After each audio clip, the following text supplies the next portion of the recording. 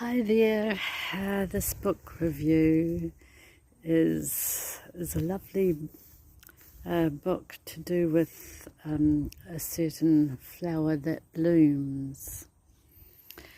But before I start, it's a lovely day here. It's the 21st. I'm recording this on the 21st of March.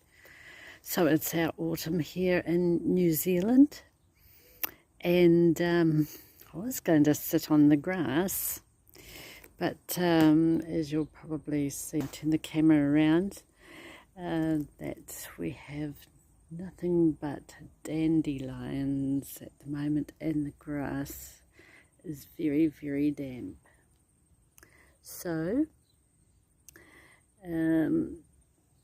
we will just have to make sitting on my lovely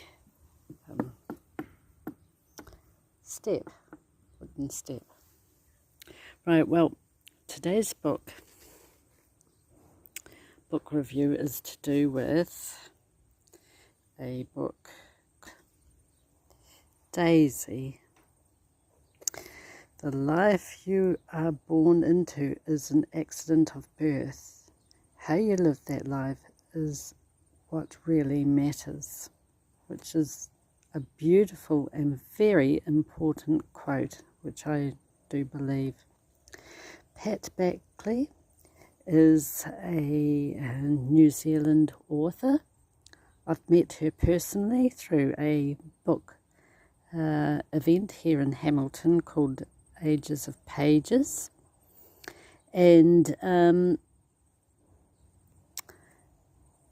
yeah, that's about it I can think of. Now, I've got a couple of quotes for you to listen to, and then we'll get to the little bit more of the book itself. But in the meantime, I'll start you off with a little bit about Polly, which is actually Daisy's mother. This is also a family saga, by the way, so probably a bit controversial too, but you can decide that for yourself. But anyway, here we go. I'll just read a few lines. We're in East End of London in 1887. Illegitimate, unwanted. Polly sobbed quietly as she looked down at the baby in her arms. She couldn't bear the thought that anyone would call her beautiful little girl such names. But it was true. Her little Daisy was a bastard child. Now, girl, stop that whining. You got yourself into this mess, so it's no good crying over spilled milk. The old woman spoke kindly but firmly. Okay, now I thought that was a good starter of the book. And again, we go back with Polly. In fact, these other two quotes that I'm going to recite are both to do with Polly, the mother. Just sets the family dynamics of the book. As the years passed, Polly grew more beautiful, although this went largely unnoticed. She spent every day in her little room next to the kitchen, creating the most exquisite gowns, embellished with frills, lace, and delicate embroidery, gowns that were all her mistress's friends envied. And the next quote that I highlighted. So Polly never got the chance to sew for anyone else.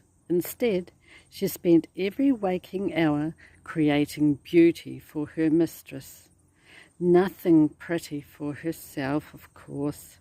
She was only allowed to wear plain, grey, scratchy servant dresses with her beautiful blonde curls tucked firmly into a white cotton cap.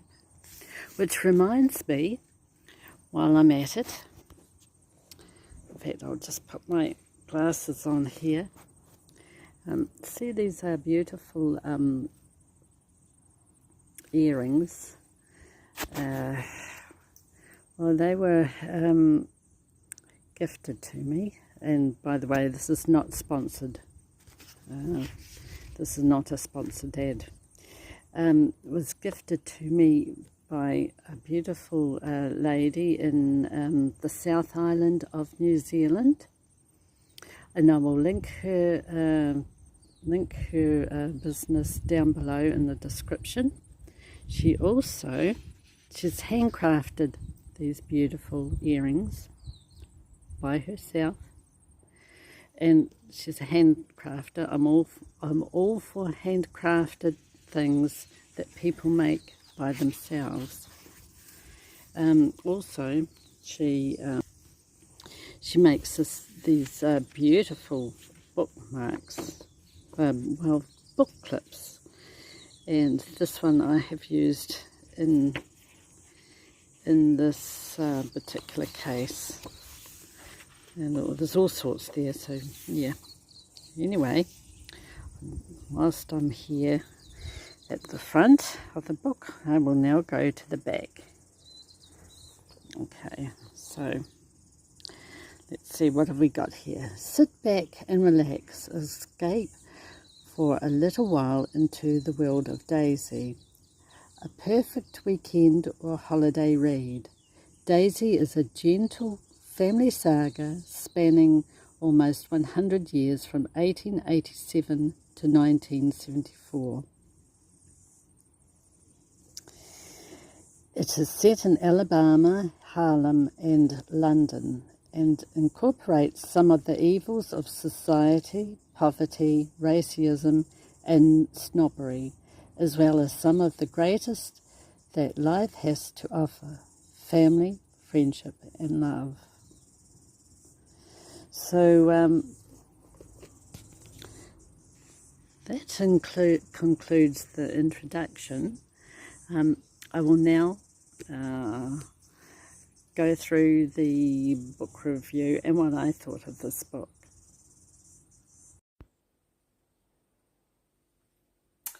It's rather interesting how Daisy came into this life. In fact, under very unusual circumstances back in East London, 1887. We read the background of Polly, her mother, and this sets the scene of the makings of a family tree.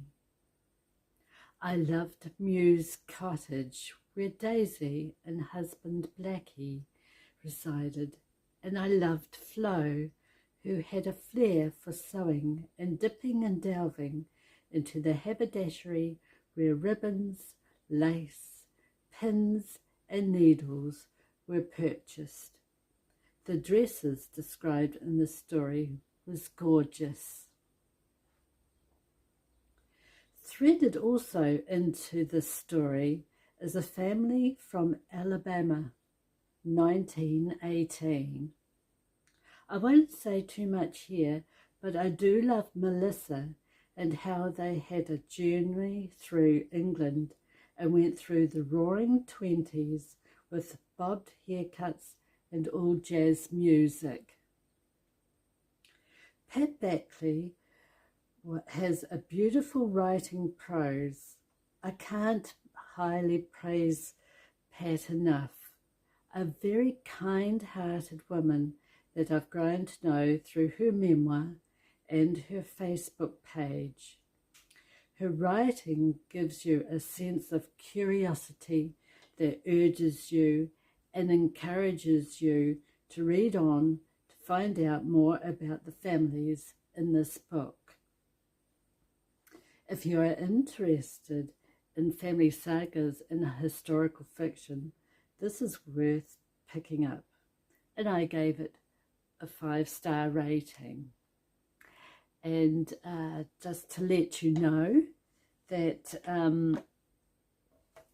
I have reviewed other books of Pat's that are on my YouTube channel, so I'll put one of them in the links below, and the link up here, and I'm sure you'd love to see some more.